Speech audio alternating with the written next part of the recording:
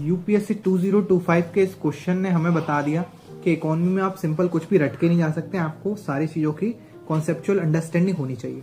ये क्वेश्चन है question number 67। इसमें कह रहा है रेवेन्यू एक्सपेंडिचर जो है वो 80,000 करोड़ है और जो रेवेन्यू रिसिप्ट्स हैं वो 60,000 करोड़ की हैं। ठीक है, तो मतलब कि इसमें जो रेवेन्यू डेफिसिट होगा वो 20,000 करोड़ का होगा, ये यहाँ से दिख गया।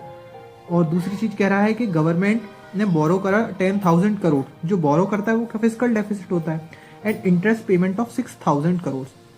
इसमें कह रहा है कौन से स्टेटमेंट्स इनमें से सही होंगे। पहला कह रहा है रेवेन्यू डेफिसिट इज 20,000 करोड़, तो इसको अगर देखें रेवेन्यू डेफिसिट क्या होता है, रेवेन्यू एक्सपेंडिचर मतलब कितना हमने खर्च किया माइनस रेवेन्यू रिसिप्ट्स मतलब कितना हमें मिला।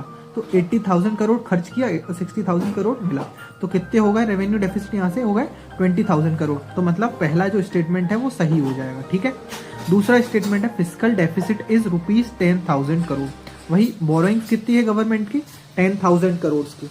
अब कह रहा है interest primary deficit is 4,000 crore. इसमें शायद बहुत सारे लोगों को कंफ्यूजन हो सकता है, बट इतना कंफ्यूजन वाली बात है नहीं। प्राइमरी डेफिसिट का फॉर्मूला क्या होता है, fiscal deficit minus interest payment. ठीक है, अब ये क्यों होता है, हम इंटरेस्ट पेमेंट को इसलिए माइनस कर देते हैं क्योंकि इंटरेस्ट पेमेंट तो हमारे लोन्स जो हमने लिए थे उन पे इंटरेस्ट हम दे रहे हैं। ठीक है, और इस साल जो हमने एक ईयर से रिलेटेड जो है फाइनेंशियल ईयर का वो है फिस्कल डेफिसिट, तो उसमें से हम माइनस कर देते हैं। तो 10,000 करोड़ फिस्कल डेफिसिट है, उसमें से माइनस कर देंगे इंटरेस्ट पेमेंट 6,000 करोड़ की, तो 4,000 करोड़ ही प्राइमरी डेफिसिट आएगा। अगर तीनों स्टेटमेंट ये सही है तो इस हिसाब से कौन सा आंसर सही हो जाएगा, 1, 2 एंड 3 ऑप्शन नंबर डी।